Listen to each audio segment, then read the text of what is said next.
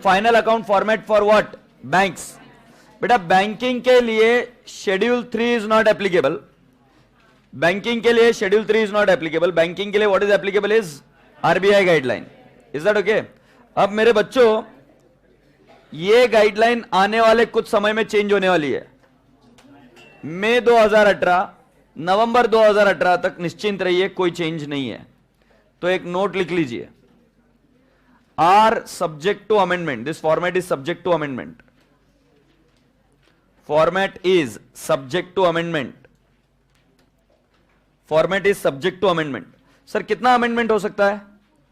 बेटा फॉर्मेट तो ऐसा बदलेगा कि तुम पागल हो जाओगे। लाइबिलिटी नीचे आ जाएगी, एसेट ऊपर आ जाएगी। हां, फॉर्मेट इतना बदलने वाला है, राइट? तो बेहतर होगा कि आप पास हो जाओ। सो मई 2018, नवंबर 2018 तक निश्चिंत रहो, कोई फॉर्मेट में दुरुस्ती नहीं है। और उसके आगे भी इंस्टीट्यूट कब अप्लाई करेगी उसके बेसिस पर अपना कॉल होएगा। So it is completely in the hands of institute after that. So अभी कोई टेंशन लेने की जरूरत नहीं है। अब फॉर्मेट में क्या क्या लिखा है सुनिए। ये आरबीआई गाइडलाइंस के हिसाब से तो जो फर्स्ट पार्ट है, इस फर्स्ट पार्ट में मैंने सिर्फ यही प्रूव किया है कि इसकी बैलेंस शीट इसके हिसाब से होती है। ये प्लीज हाईलाइट कर दो ये वाला point. The formats are given below as specified in banking regulation act. और ये किसने सजेस्ट किए थे? Shri A Ghosh, deputy governor RBI, under the chairmanship of Shri A Ghosh. Is that okay? आशा करता हूं कि आप में से भी कोई व्यक्ति के बारे में मैं क्लास में पढ़ाऊंगा। आशा करता हूं कि आप में से भी किसी व्यक्ति के बारे में मैं क्लास में पढ़ाऊंगा और ऐसा नाम लिखा होगा आपका। ठीक है, भगवान जाने कब आता है वो दिन। अब वो जो फॉर्म है उसकी बैलेंस शीट के बारे में बता रहा हूं, तो सुनिए क्या है। पहले ये बोलिए, कैन राखी दीवानी bye omelette. C is capital, R is reserves and surplus, D is deposits, B is borrowing and O is other liabilities. Can Rakhi Diwani buy omelette?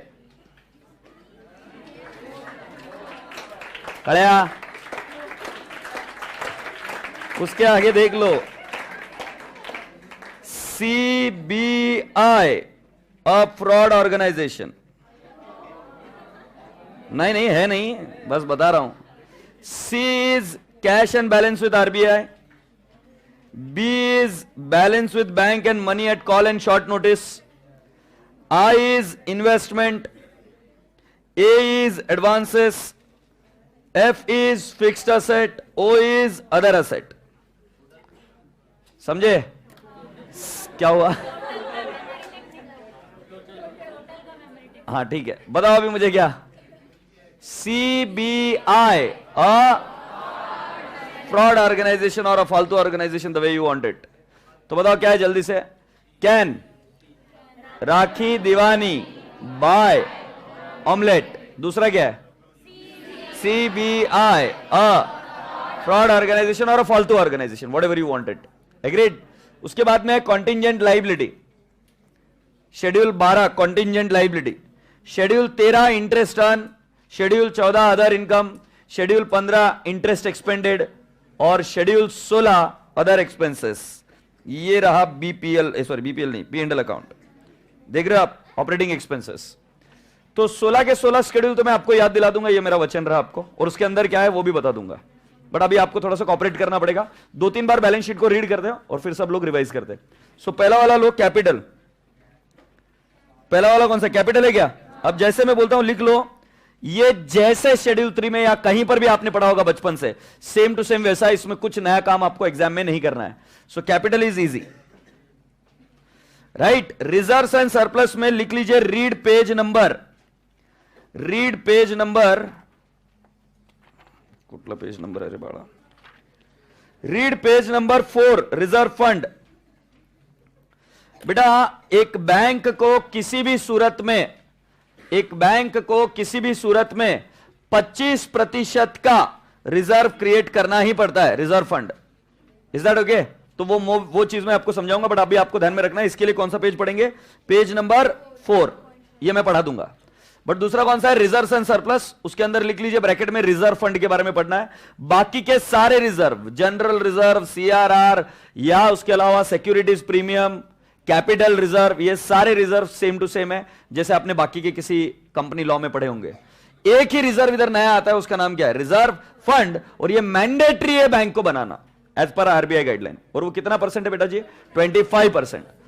से यस मेरे पांडे जी, आगे देखिए ना क्या है, डिपॉजिट। डिपॉजिट लिख लीजिए, इंपॉर्टेंट है, डिपॉजिट लिख लीजिए, इंपॉर्टेंट है। डिपॉजिट मतलब बेटा आज तक आप पढ़ते हैं एफडी क्या है, असेट है। अब बोलोगे एफडी असेट नहीं, लाइबिलिटी है, क्योंकि हम किसके एंगल से देख रहे हैं, बैंक। सो बैंक के पास saving deposit is a liability, bank के पास एफडी है वो भी क्या है, डिपॉजिट। करंट अकाउंट है वो भी क्या है, डिपॉजिट। अब कुछ केसेस में ये इंटरेस्टिंग रुख ले लेगा, कैसे देखो बेटा जी, डिपॉजिट को दो बैलेंसेस आने लग जाएंगे कुछ केसेस में, जैसे सीसी अकाउंट है तो दो बैलेंसेस आने लगेंगे। अगर क्रेडिट बैलेंस है तो वो डिपॉजिट है, अगर डेबिट बैलेंस है तो वो एडवांसेस है। समझ में आ रही बात धन में, क्योंकि असेट को होता है डेबिट बैलेंस तो वो असेट साइड में दिखाया जाएगा। तो जैसे एक लोन होता है ना तो उसको क्रेडिट बैलेंस रहेगा, एग्रीड। और अगर कोई असेट है तो उसको कौन सा बैलेंस रहेगा, डेबिट बैलेंस। अब जैसे मैं आपको एक क्वेश्चन पूछता हूं, बैंक ओवरड्राफ्ट, अभी तक आप क्या पढ़ते हैं, it is what, liability. But bank के लिए क्या होगा, असेट, तो it will be shown where, asset side under the heading advances. But अगर मान लो बैंक बैलेंस रहा पॉजिटिव, बैंक बैलेंस रहा, तो मेरे लिए क्या एसेट है, बैंक के लिए क्या है, लाइबिलिटी, तो वो कहां दिखाया जाएगा, डिपॉजिट, डिपॉजिट्स में। Are you getting my point. तो डिपॉजिट लिख लो, रिलेटेड टू बैंक अकाउंट्स, ये करवा दूंगा मैं, don't worry about it. Related to bank account लिख लीजिए, saving bank account, fix deposit etcetera. I take care of it, not a big deal. So यहां तक कहां पर है, कैन राखी दीवानी bye, B is what, borrowings. Bank के यहां पर बोरिंग्स चलते ही रहता है, कई बार आरबीआई से उनको बोरो करना पड़ता है कुछ शॉर्ट टर्म कमिटमेंट्स के लिए, सो बोरिंग चलती रहती है। तो बोरिंग में भी कुछ नई चीज नहीं आपको पढ़ने को मिलेगी, जो कोई भी लोन उठाया बैंक ने, बोरिंग्स की है, वो सारी चीजें इधर आएगी, बोरिंग्स। फिर क्या है, other liabilities and provision, write down in the bracket, important, read it.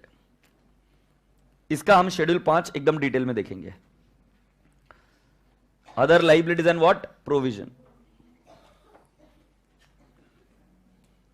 Asset side में क्या है, cash and balance with RBI, in the bracket लिख लो, इन द ब्रैकेट लिख दो कि हमको क्या करना पड़ता है, we have to keep the money with RBI under the provision of CRR, लिख दो। सीआरआर के प्रोविजन इधर देखने पड़ेंगे, सीआरआर, कैश रिजर्व रेशो, इसमें और एक रेशो है, SLR, statutory liquidity ratio, SLR, CRR, ऐसे दो चीजें हमको इसमें देखनी पड़ेगी। ये एक्चुअली कैश में होता है, और ये कैश किसके, कैश इन हैंड और विथ आरबीआई। दूसरा क्या होता है, money at call and short notice, ये देखा, balance with bank and money and call and at short notice. किसी के पापा मम्मी कोऑपरेटिव सोसाइटी, कोऑपरेटिव बैंक में मैनेजर या कोऑपरेटिव बैंक से रिलेटेड, या किसी के घर में आपको पता है कि कोऑपरेटिव बैंक के आपके ये आते हैं, फाइनेंशियल्स आते हैं आपके घर में, तो दो बच्चे मिले, आते नहीं होंगे, अच्छा तुमने देखे नहीं है। अब मैं सभी लोगों से कहूंगा कि आप एक बार जरूर कोऑपरेटिव बैंक्स का ये देखना, क्योंकि वो आते रहेंगे। अब इंटरेस्टिंग पार्ट है, जरा ध्यान से सुनना। अगर मान लो मेरे पास बैंक में पैसा नहीं है, ऐसा हो सकता है, बीच में आईसीआईसीआई बैंक के केस में हुआ था लफड़ा, लोगों को अफवाह फैला दी गई थी किसी ने कि आईसीआईसीआई बैंक डूब रही है, लोगों ने लाइन लगा के रात को पैसे निकाले थे और एटीएम मशीन खाली होती जा रही थी। Are you understanding my point. So मैं आपसे एक बात क्या पूछ रहा हूं, सुनो ना, अगर आप किसी बैंक में जाते हो और आप आपके पैसे मांगते हो और वो कहते हैं कि sorry today we don't have the money, now the bank is not saying wrong, उनके पास पैसा क्यों नहीं है, क्योंकि बैंक अपने पास पैसा रखेगी तो इट विल इनकर अ कॉस्ट, क्योंकि उनको इंटरेस्ट तो देना पड़ेगा। अगर उनको इंटरेस्ट देना है तो उनको इंटरेस्ट कमाना पड़ेगा, इंटरेस्ट कमाने के लिए उनको क्या करना पड़ेगा, लोन देना होगा। सो बैंक अपने पास पैसा नहीं रखती, बैंक को पैसा दे देती है, बट ऑल ऑफ सडन, कुछ केसेस में ऑल ऑफ सडन पैसे की रिक्वायरमेंट आ गई। मान लो ऐसा हुआ है, एक बार हमारा बहुत बड़ा क्लाइंट था, उस क्लाइंट को जरूरत आन पड़ी 3-4 करोड़ की, तो उस ब्रांच ने बोला सर ऐसे नहीं चलता कि आपके पैसे होंगे हमारे बैंक में 3-4 करोड़ आपको चाहिए, आप एकदम तुरंत से नहीं मांग सकते हमारे साथ से, तुमको बोलना पड़ेगा यार पहले, मैं कहां से अरेंज करके दे दूंगा 3-4 crore. If you want to withdraw 3-4 crore you need to let me know. एक एग्जाम्पल दे रहा हूं सिर्फ। तो इंटरेस्टिंगली बात ऐसी है पांडे जी कि कभी कभी अगर पैसे की रिक्वायरमेंट ऑल ऑफ सडन ज्यादा आ जाती है तो बैंक क्या करेगी, बैंक अपने आजू बाजू के बैंक से लोन लेती है, आजू बाजू के बैंक से या कहीं और से लोन का जुगाड़ करती है।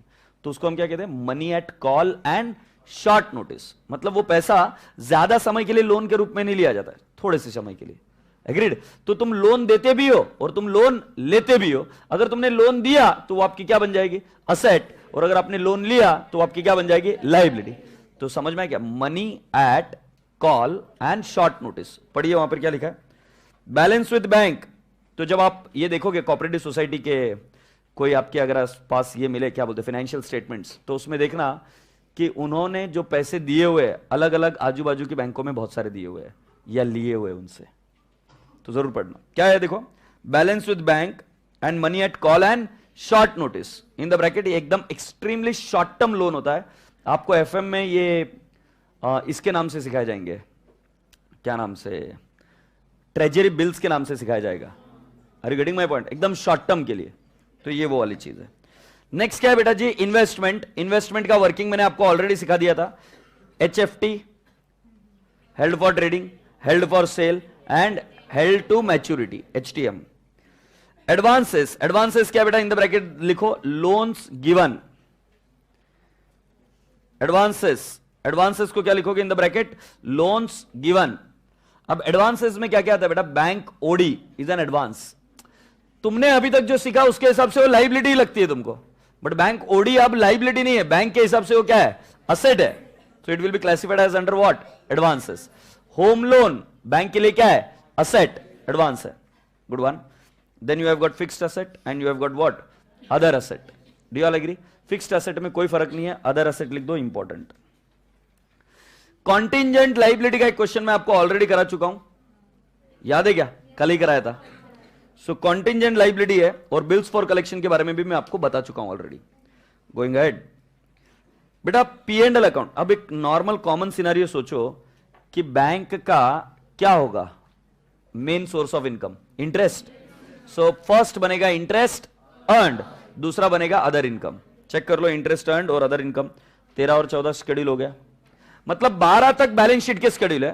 13-14 P&L अकाउंट, फिर 13-14 के बाद में 15-16। अब नॉर्मली एक्सपेंस क्या होगा, इंटरेस्ट एक्सपेंडेड या इंटरेस्ट एक्सपेंडेड, और फिर क्या है, operating expenses. Provisions and contingencies highlight करो, प्रोविजंस एंड कॉन्टिंजेंसीज हाईलाइट करो।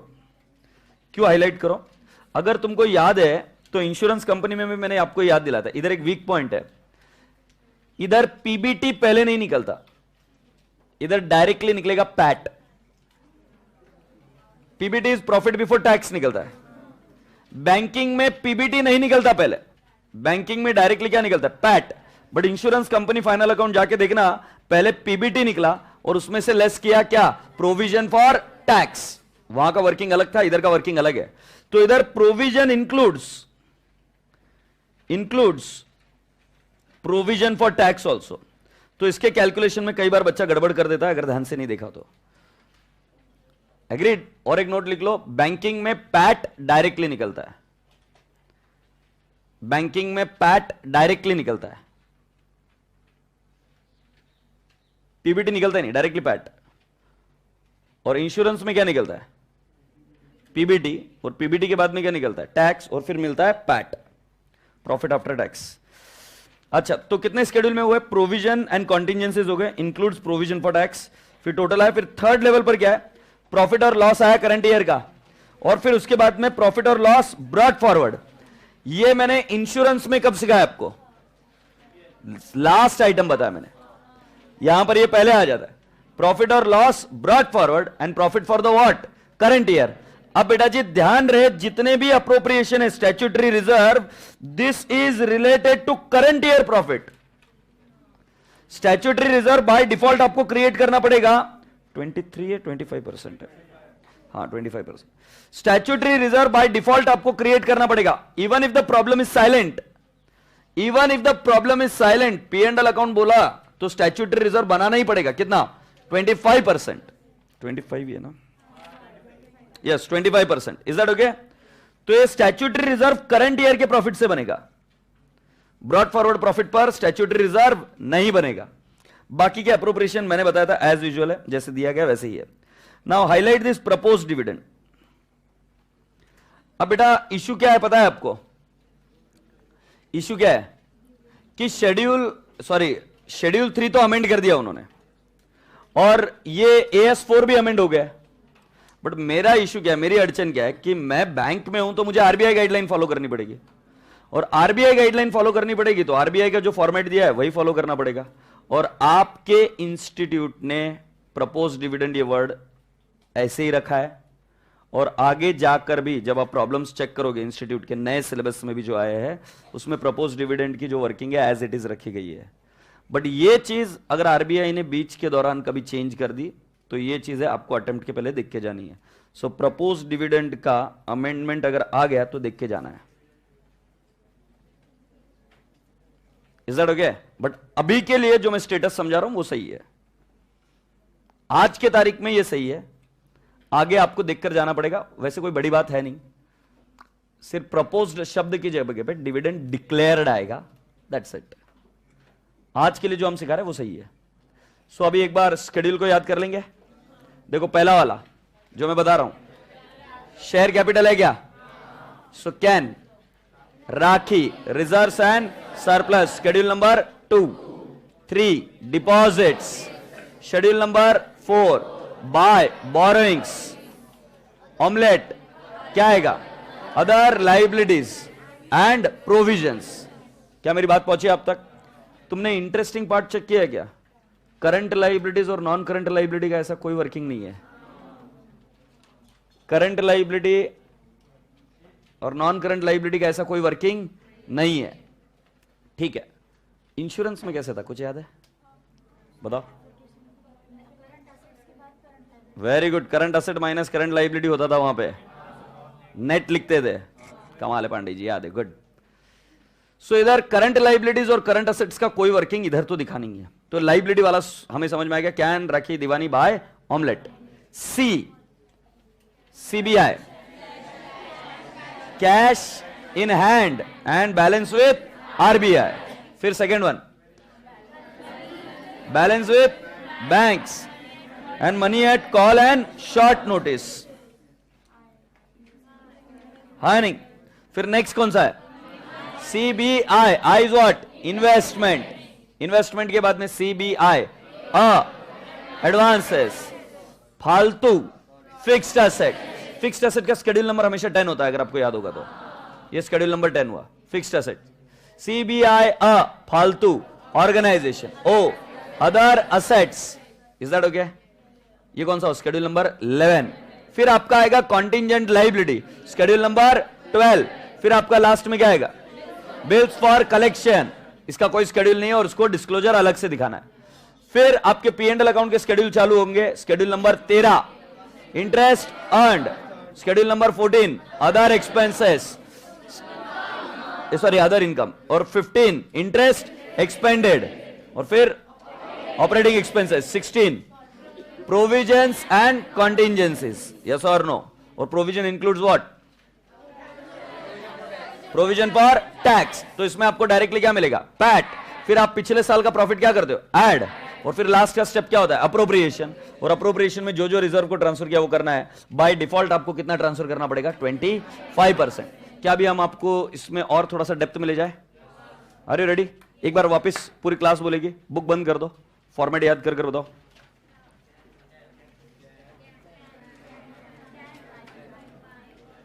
काय म्हणताय की काय भी कळत नाही, बोलो। ते माहिती आहे मला, लक्षात आलं। कॅन, राखी, दिवानी, bye, omelette, along with that schedule 1 share capital, schedule number 2 reserves and surplus, schedule number 3 borrowings, schedule number deposits, हाँ,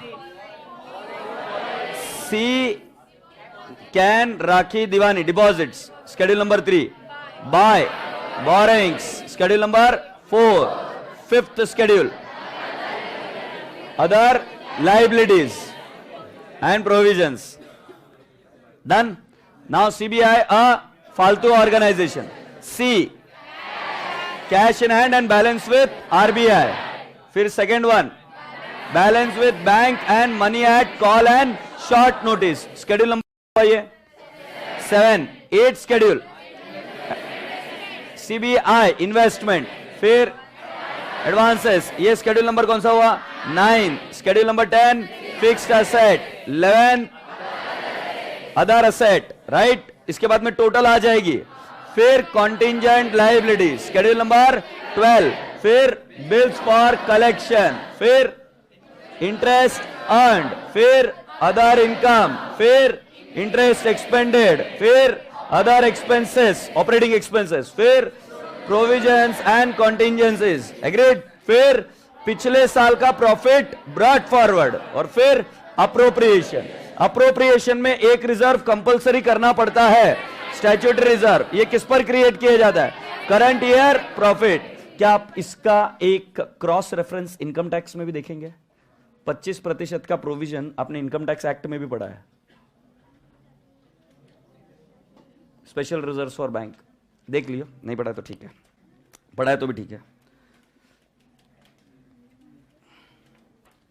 पांडे जी, ये आ गई क्या कैपिटल पर? हो तेरी कैपिटल, सॉरी क्या क्या दिया हुआ है? Nationalise bank, for banks incorporated outside India, for other banks. अपने लिए तो यही है. सर ये ऊपर का क्या दिया है? These are only disclosure. एक ही डेटा को अलग अलग तरीके से डिस्क्लोज करो. एक ही डेटा को अलग अलग तरीके से क्या करो? डिस्क्लोज. क्या मेरी बात समझ में आ रही क्या?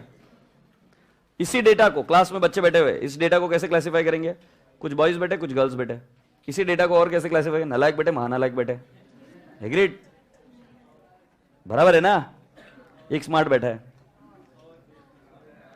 अभी बाकी का क्लासिफिकेशन तुम कर लो. रिजर्व्स एंड सरप्लस पे आ जाओ. रिजर्व्स एंड सरप्लस के आगे ब्रैकेट में लिख दो reconciliation is to be done. Reconciliation समझते हो क्या? ये तो शेड्यूल 3 में भी दिखा था हमने, कंपनी फाइनल अकाउंट. रिकंसिलेशन का मतलब ये है कि ओपनिंग बैलेंस में ऐड लेस कर कर दिखाना पड़ेगा. तो देखो, opening balance, addition during the year, deduction during the year. Capital reserve, opening balance, addition और डिडक्शन. ये टाइम पास के लिए नहीं लिखा, इसको रिकंसिलेशन बोलते, करना पड़ता है. और इंड एस में इसको बोलते हैं statement of changes in equity. Statement of changes in equity का भी फॉर्मेट इसी तरीके का होगा, बस वो हॉरिजॉन्टल है. अरे करता है क्या करना है Zandu balm? Addition, opening balance, addition during the year and deduction during the year. Movement दिखाना जरूरी है डिस्क्लोजर में. आज ये रिजर्व एंड सरप्लस भी इजी था, मैंने बताया तो था. ये deposit, demand deposit from bank, from bank नहीं, फ्रॉम बैंक है, फ्रॉम अदर. Demand deposit. और दूसरा वाला कौन सा है? Saving deposit. टर्म डिपॉजिट को इन द ब्रैकेट लिखो एफडी. टर्म डिपॉजिट का मतलब क्या है? एफडी. सर ये डिमांड डिपॉजिट क्या होता है? बेटा करंट अकाउंट डिमांड डिपॉजिट होता है. जैसे मैं बिजनेस अकाउंट है मेरा, मैं कभी भी जाके पैसा मांगू तो उनको देना पड़ेगा, दे don't have an option. Saving account में आपके ऊपर कुछ लिमिटेशंस है, एग्रीड, उसके तहत ही आप पैसा विड्रॉ कर सकते हो. अब जैसे करंट अकाउंट में से मुझे कैश विड्रॉ करनी है, I don't have a limit. But अगर मान लो मुझे सेविंग्स अकाउंट में से कैश विड्रॉ करनी है, आई हैव अ लिमिट. शायद लिमिट ऐसा भी है कि पर वीक कितना कर सकता हूं, पर डे कितना कर सकता हूं, ये limit. So demand deposit is nothing but they are like you can withdraw at any point of time. But उसके ऊपर बैंक इंटरेस्ट भी नहीं देती है. बैंक इंटरेस्ट एकदम नेग्लिजिबल देती है. कुछ ही बैंक देती है, एकदम नेग्लिजिबल देती है. जैसे मेरा करंट अकाउंट है, उस पर इंटरेस्ट नहीं मिलता है, but I have got all the flexibility to withdraw whatever time I required, etcetera etcetera. Saving में वो नहीं है. तो आपको 3 टाइप के डिपॉजिट समझ में आया बैंक के पास कौन से होते हैं? एक एफडी, जिसपे सबसे ज्यादा रेस्ट्रिक्शन, उस पर इंटरेस्ट भी सबसे ज्यादा. दूसरा सेविंग्स अकाउंट, रेस्ट्रिक्शन कम है, agreed, but still there are restrictions. FD में तो बहुत ज्यादा रेस्ट्रिक्शन, या तो एफडी को तोड़ो, बात खत्म, interest will cease to accrue. Are you getting my point? Savings में ऐसा नहीं, तुम विड्रॉ कर सकते हो. And the last one is what? Demand deposit. It is like what? Current account. Am I communicating? So ये सब चीजें क्लासिफाई कर आपको देनी है. सो डिमांड डिपॉजिट के यहां पर लिख दो करंट अकाउंट.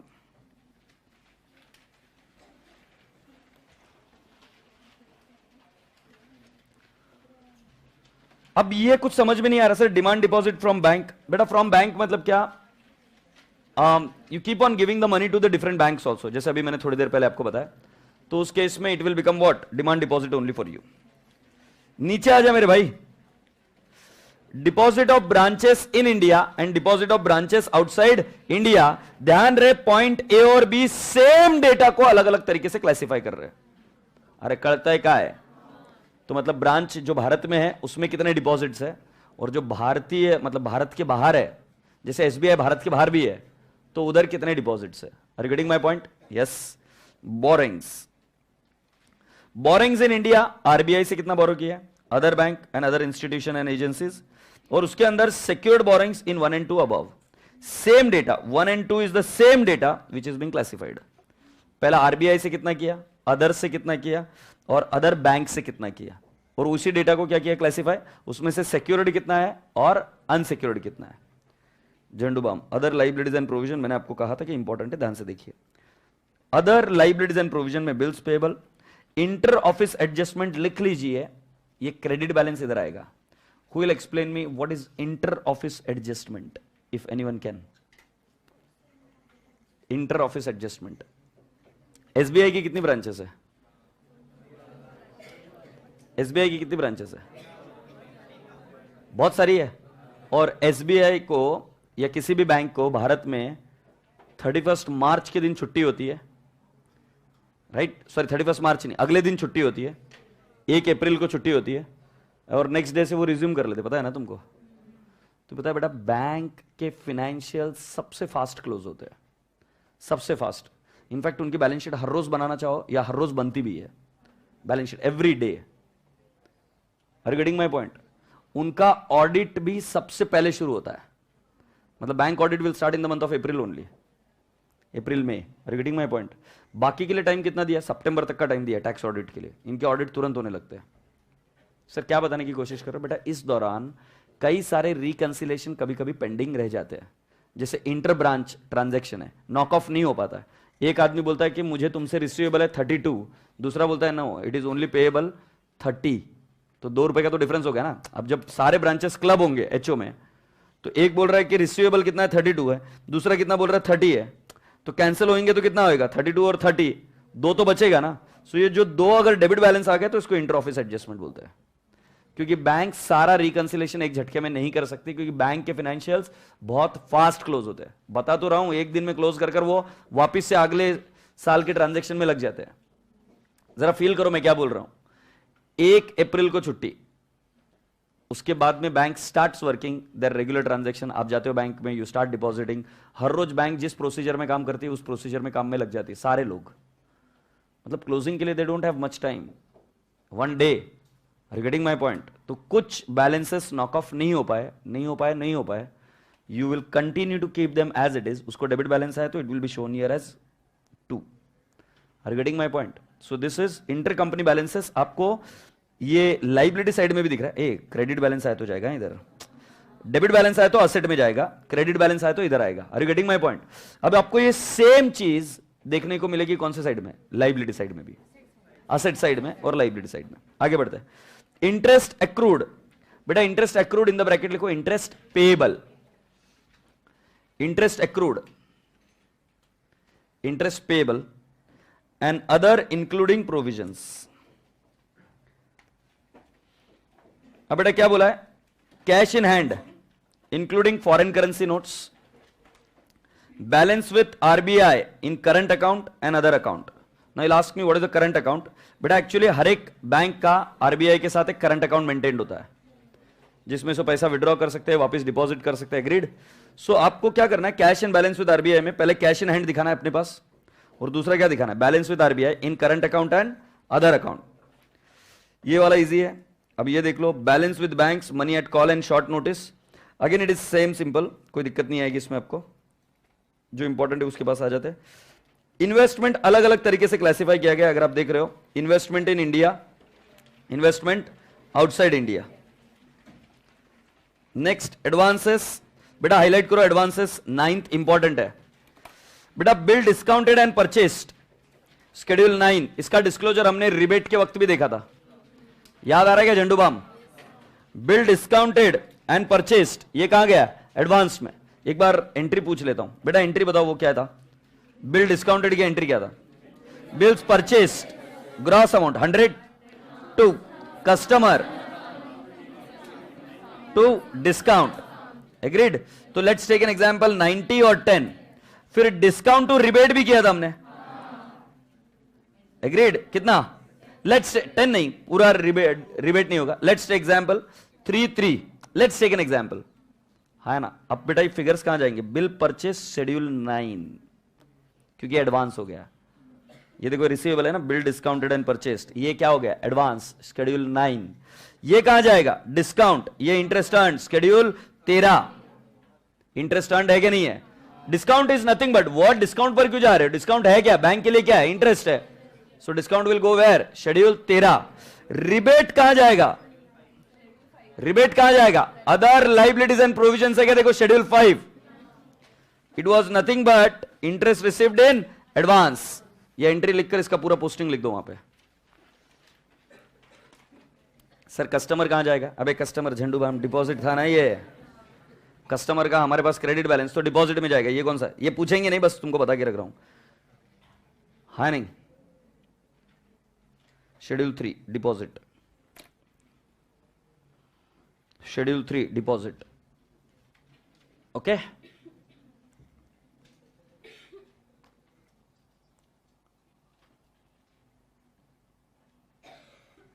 शाबाश।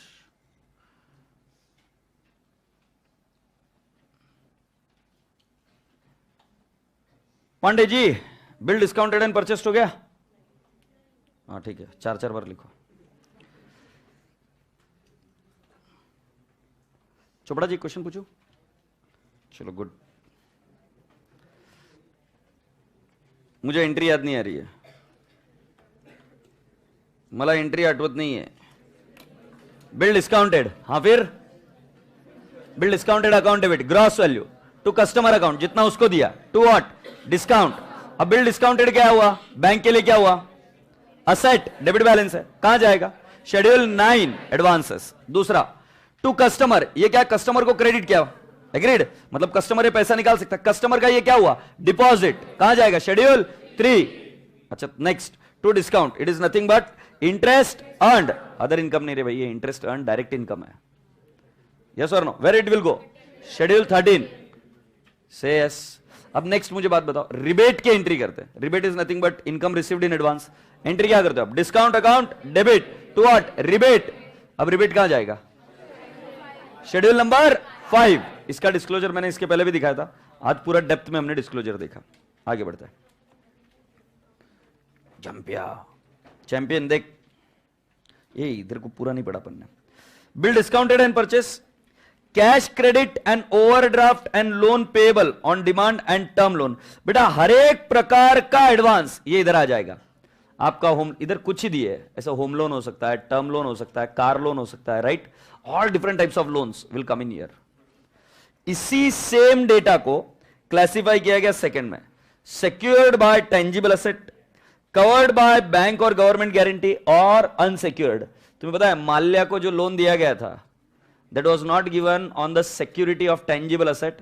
किंगफिशर नाम का ये ब्रांड गिरवी रखकर उसको लोन दिया गया था, और अब वो किंगफिशर ब्रांड को बेचने की कोशिश करो, बिक ही नहीं रहा उतने रुपए में, बट किसी ने तो वैल्यूएशन गलत किया था, ये बात है। Advances in India, same data classified, priority sector, public sector. Priority sector is defined by RBI, education sector is a priority sector, sometimes agriculture is a priority sector. ये जब मैं आपको कैपिटल एडिक्वेसी रेशियो सिखाऊंगा तब भी clear होगा आपको। फिर ये दूसरा कौन सा? Advances given to what? Banks and other. Advances outside India, and then you take up the total, that's it. Fixed asset, nothing new to explain here. Fixed asset का जैसे आप schedule बनाते हैं वैसे ही बनेगा, not a big deal. Other asset आ जाओ, important था। मैंने कहा था इंटर ऑफिस एडजस्टमेंट दोनों तरफ आएगा। इंटर ऑफिस एडजस्टमेंट कहां पे था? क्रेडिट बैलेंस होता है तो कहां पे था? नलायक, इडियट, दारूडी, किसमें था? अदर लाइबिलिटी, शेड्यूल 5, और उसका दूसरा भाई कहां पे? Schedule 11, other asset. यस और नो? आगे बढ़ते हैं। इंटरेस्ट एक्रूड, ये बेटा ये इंटरेस्ट एक्रूड कौन सा है? रिसीवेबल है, बेटा tax paid in advance and tax deducted at source, अपनी चर्चा हो चुकी है कि टीडीएस इज एन असेट, कळता है, and if it is having a credit balance then it is a liability. खैर गोली मारो. Stationery and stamp stock, non banking asset acquired in satisfaction of claim. Highlight this line, highlight this line. Bank ने car loan दिया था, bank ने car loan दिया था, car loan fulfil नहीं हो पाया, बैंक ने उस कार को अपने कब्जे में ले लिया, कार को कब्जे में ले लिया, तो car will not be shown under schedule 10. वो फिक्स्ड एसेट नहीं है. कार लोन विल के अगेंस्ट में हमने ये लिया, कार उठाकर लेकर आ गए हम, सो कार कहां पे दिखाया जाएगा? शेड्यूल 10 में नहीं, it will be shown under what? Other asset. Is that okay? आगे एंड अदर्स, जिसका कोई नहीं वो कहां आएंगे? इधर. कॉन्टिंजेंट लाइबिलिटी, ये सारी चीजें आप पढ़ लेना, रीड इट फॉर योरसेल्फ. और फिर इंटरेस्ट अर्न्ड, तुमको याद है मैंने बोला था कि डिस्काउंट ऑन एडवांस और bills it is a direct income. कोई बच्चा बता रहा था ना अदर इनकम, नहीं, it is a direct income. Income on investment भी इंटरेस्ट अर्न में आया. Interest on balance with RBI and other bank funds and others. Other income में आएगा बेटा कमीशन, ब्रोकरेज एक्सेट्रा. तो पता है बैंक को कमीशन भी मिलता है, अदर चार्जेस भी मिलता है, चेक डिसऑनर के भी चार्जेस मिलते हैं, एग्रीड, एटीएम चार्जेस भी मिलते हैं. These are not direct income, these are what? Other income. Please see. Commission, exchange and brokerage, याद आ रही क्या बात है? फिर profit on sale of investment less loss on sale of investment. Highlight this line. Profit on revaluation of investment less loss on revaluation of investment. Profit on sale of land and building less loss on sale of land and building. Profit on exchange of transaction less loss on exchange transaction. Income earned by way of dividend, ये भी highlight कर लो. And miscellaneous income. You don't have to worry much about this. I'll take care of these things. You don't have to worry. Is that okay? सिर्फ direct income को ध्यान रखो, क्योंकि इधर रूल बहुत सिंपल है, बाकी के अदर इनकम में ही जाएगा. डायरेक्ट इनकम में इंटरेस्ट जाएगा, इनकम ऑन इन्वेस्टमेंट जाएगा और डिस्काउंट जाएगा. यस और नो? ये सारी चीजें डायरेक्ट इनकम में जाएगी, बाकी सारी चीजें कहां जाएगी? Other income. Interest expanded, interest on deposit, जाहिर सी बात है बैंक को इंटरेस्ट देना पड़ता है. Interest on FD, interest on savings account, interest on current account sometimes. All these are what? Interest expended. Interest on RBI, जो आप बोलते हो ना reverse repo rate and all, तो उस केस में interest on RBI and interbank borrowings and others. Operating expenses rule clear है, जिसका कोई नहीं उसका ऑपरेटिंग एक्सपेंस, मतलब मेजॉरिटी ऑपरेटिंग एक्सपेंस में आ जाएंगे. आप चेक कर लो. Advertisement, payment and provision to employee, printing and stationery, depreciation, directors fees, auditors fees, law charges वगैरह वगैरह. सर आपने इतना फास्ट क्यों लिया है लास्ट का पार्ट? बेटा अभी अगर मैं इसको स्लो लेता ना तो आप बोर हो जाते हैं, राइट? कुछ लोग अभी ढेर हो गए हैं इतना फास्ट लेने के बावजूद भी, बट मेरे पर भरोसा रखो, ये फॉर्मेट में आपका करा दूंगा. एक लास्ट में जाने के पहले मतलब प्रॉब्लम के पास जाने के पहले, नहीं तो वापस चिड़चिड़ करो. एक बार फॉर्मेट पूरा याद करेंगे वापस से एक बार. चलो बताओ मुझे. कैपिटल, कैपिटल ना, रिजर्व्स एंड सरप्लस, बोरिंग्स, अच्छा डिपॉजिट, फिर बोरिंग, फिर अदर लाइबिलिटीज. अच्छा जल्दी से मेरा बच्चा बताएगा रिबेट कहां जाएगा? Rebate, rebate, rebate. Schedule 5. Bill discounted कहां जाएगा? शेड्यूल 9. बिल फॉर कलेक्शन कहां जाएगा? डिस्क्लोजर, कॉन्टिंजेंट लाइबिलिटी के नीचे. याद आ रही चीज है? अच्छा डिस्काउंट ऑन बिल्स कहां जाएगा? Schedule 13. That's like my students. अच्छा नेक्स्ट कौन सा है? ये तो लाइबिलिटीज हो गई. असेट पहला वाला कौन सा? Cash in hand and balance with RBI. Second balance with bank and money at call and short notice. हो गए दो. फिर नेक्स्ट इन्वेस्टमेंट, फिर कौन सा? एडवांसेस, फिर फिक्स्ड एसेट, फिर अदर एसेट्स. क्लियर हो गया बेटा? अगर तुम फील कर पाए तो अदर लाइबिलिटीज और अदर एसेट को अच्छे से पढ़ लेना, बाकी की चीजें अपने आप ऑन द फेस क्लियर होगी. मैं बोल रहा हूं आपको, आप मेरी बात ध्यान रखो. अदर एसेट शेड्यूल 5 और शेड्यूल 11 बराबर से कर लेना. 12 कॉन्टिंजेंट लाइबिलिटी, 13 इंटरेस्ट अर्न्ड, कोई तकलीफ नहीं देगा. 14 कौन सा है? Other income. ये थोड़ा सा पढ़ना पड़ेगा। 15 इंटरेस्ट एक्सपेंडेड, तंग नहीं करेगा, राइट। 16 ऑपरेटिंग एक्सपेंस, जिसका कोई नहीं उसका कौन, ऑपरेटिंग एक्सपेंस, दैट्स इट, आप आराम से कर पाओगे। अच्छा, inter office adjustment, debit balance कहां जाएगा? डेबिट बोला, हाँ सेट, उसमें स्केड्यूल नंबर बता, ज्ञान मत बांट। स्केड्यूल नंबर कौन सा है? 11, हाँ या नहीं?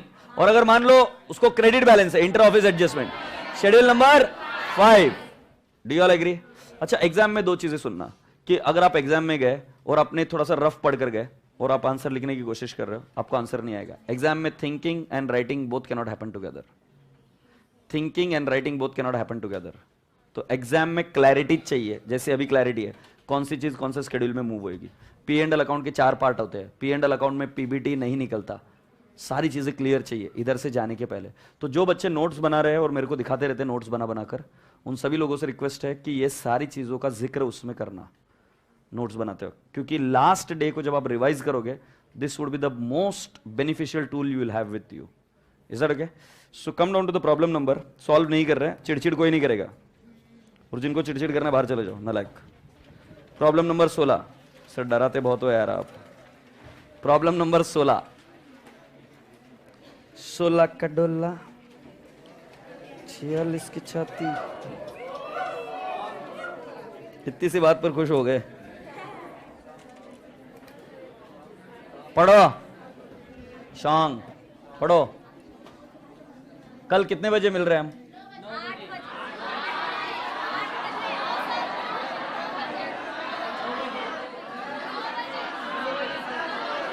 ठीक है, 9 बजे मिल रहे कल हम,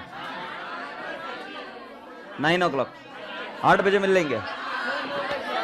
ठीक है, लेक्चर हो जाने के बाद में बात करता हूं, मुझे समझ में आ गया। From the following information prepare P and L account of Shubham bank limited for the period ended 31st March 2005।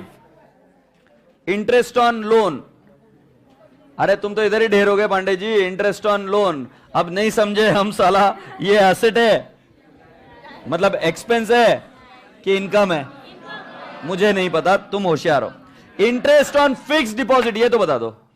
Interest ए कौन है रे? इनकम ए कावड़िया, अब कितनी बार बताऊं? Interest on FD is not an income for bank. Interest on FD is what? Expense. So लिखो expense. Schedule number भी तो बता दो यार, शेड्यूल नंबर बताओ। आवाज नहीं आ रही है, आवाज नहीं आ रही है। 15 कमीशन। कमीशन ये झंडूबाम अदर एक्सपेंसेस नहीं है, बैंक किसी को कमीशन देता नहीं है, ये लेता है, ये इसके लिए इनकम है। कौन सा आएगा शेड्यूल? 14 exchange and brokerage. 14 ये भी खर्चा नहीं है इसके लिए। अबे बैंक कमीशन लेता है भाई, तुमने कभी सुना है तुमको बैंक ने कमीशन दिया है? तुमने बैंक को जरूर कमीशन दिया होगा, हाँ नहीं? तो उसके लिए इनकम है बैंक के लिए। Salaries and allowances 16। ये डिस्काउंट ऑन बिल्स ग्रास। बशी घ्यायचं गावावर फिरायचं, डिस्क्लोजर बोले हो। डिस्काउंट क्या है? 13 बिल्कुल सही है, इनकम है। अब देखते वापस आई googly. Interest on cash credit, क्यों इनकम क्यों भाई? मैंने कर दिया इसको पेंडिंग, मुझे नहीं पता। Interest on temporary OD in current account, interest on temporary OD ये पेंडिंग है। ये क्या है? Interest on temporary OD income है कि एक्सपेंस है? पहले इतना बता। ओहो सही जवाब, तो 13। Interest on saving bank deposit income या एक्सपेंस? एक्सपेंस, तो ये कहां जाएगा? 15। Postage and Telegram 16 16 16 16 16 16।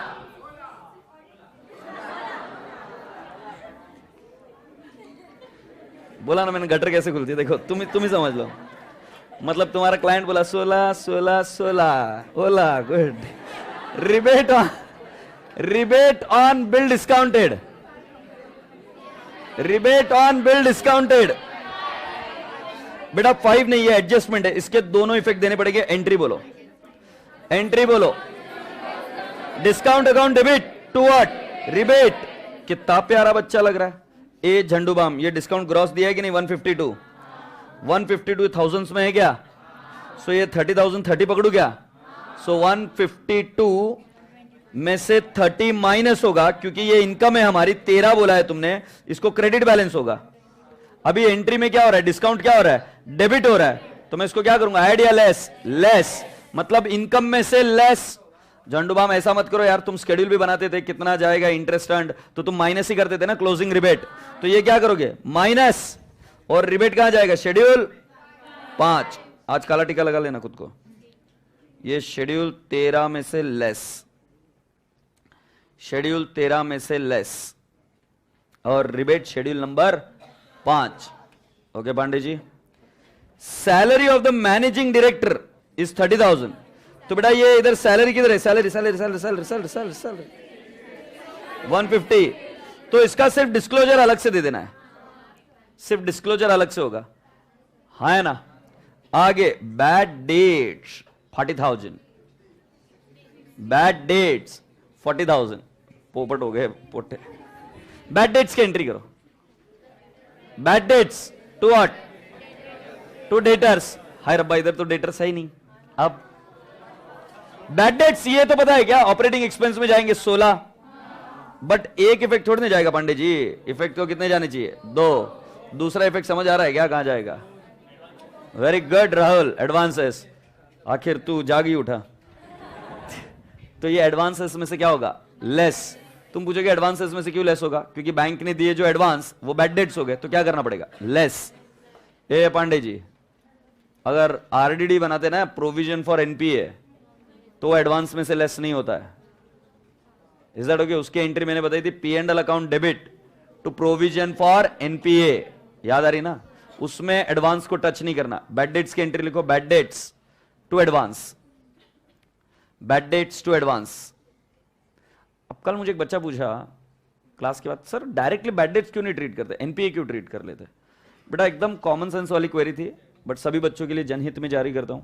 बेटा अगर आरडीडी बनाऊंगा तो एडवांस तो एज इट इज दिखेगा, तो बैंक के कई सारे डिपार्टमेंट होता है, रिकवरी डिपार्टमेंट को अगर हमको लिस्ट निकाल कर देनी कि किससे किससे पैसा रिकवर करना है, हम हमारे फाइनेंशियल स्टेटमेंट में उसको आरडीडी बता रहे हैं। इसका मतलब ये नहीं कि मैं सामने वाले आदमी को छोड़ दूंगा, सामने वाले आदमी के लिए तो मैं रिकवरी लगाऊंगा ना, मैं लीगल डिपार्टमेंट को भी बोलूंगा उनसे रिकवरी करो, मैं उन पैसों को छोड़ता नहीं हूं।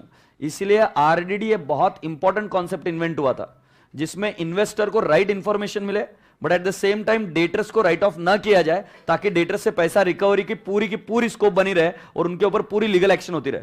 मैं डेटा को कैसे निकाल सकता हूं मेरे बुक से, राइट ऑफ कर दूंगा, मतलब वो डेटर्स उड़ ही गए ना मेरे बुक्स में से। सो डेटर्स को बिना हाथ लगाए मुझे आरडीडी बनानी पड़ती है। जरा इमेजिन करो तुम बैंक मैनेजर हो, तुम क्या बोलोगे, अरे वो रिकवरी डिपार्टमेंट को भेजो लिस्ट, पेंडिंग लिस्ट। अगर मैं एंट्री कर दूंगा P and L account debit to bad debts, sorry P and L account debit to debtors और एडवांस, मतलब जिस व्यक्ति का एडवांस था वो तो निकल गया ना, उसको डेबिट बैलेंस था, क्रेडिट हो गया, वो बैलेंस कितना हो गया, 0। रिकवरी कुछ दिखेगी नहीं, तो उस तक रिकवरी डिपार्टमेंट पहुंचेगा कैसे, लीगल एक्शन होगी कैसे? मेरी बात समझ में आ रही है कि नहीं आ रही है? इसीलिए बेटा बैड डेट्स की एंट्री बैंक में बहुत रेयरली होती है, बैड डेट्स की एंट्री बैंक में बहुत रेयरली होती है। लॉस असेट की एंट्री, मेजॉरिटी एंट्री किसके होते हैं, एनपीए के। Do you appreciate this? Alright, let's go on. तो इसका शेड्यूल 16 में जाएगा, ये तो पता चल गया। और एक इफेक्ट कहां जाएगा, एडवांसेस। एडवांसेस का शेड्यूल नंबर कौन सा है, 9। गुड, आगे बढ़ते हैं। Provision for income tax is to be made 36.6%, highlight करके रखो।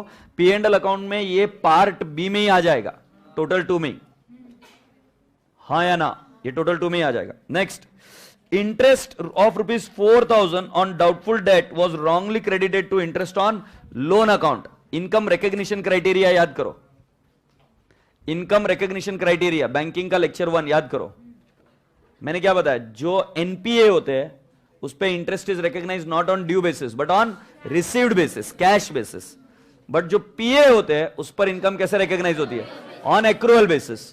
तो उन्होंने क्या बोला, interest of 4,000 on doubtful debts was wrongly credited to interest on loan account. मतलब ये जो डाउटफुल है उसका हमने क्रेडिट कर दिया था इंटरेस्ट ऑन लोन अकाउंट। तो इंटरेस्ट ऑन लोन अकाउंट कहां पे, यहां पर है क्या, 300 से यस। तो इसको क्या करना पड़ेगा, रिवर्स, इसमें से क्या करेंगे, minus.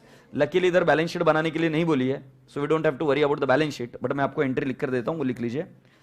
Interest on loan account debit कितना आएगा बेटा जी, 4,000 है ना फिगर में। 2 क्या करेंगे, 2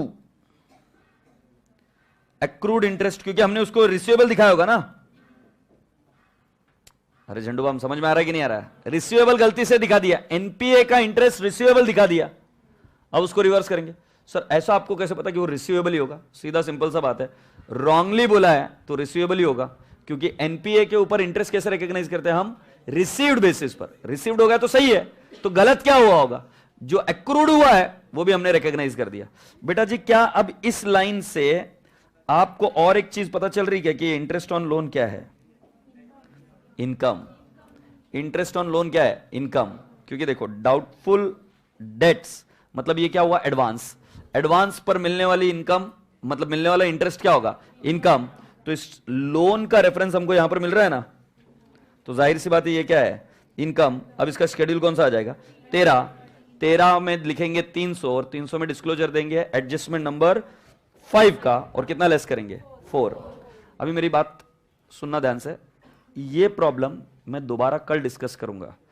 आज डिस्कशन फास्ट हुआ, बट इसका मतलब ये नहीं कि कल इसका कुछ यूजफुलनेस नहीं रहेगा, कल ये यूज होएगा।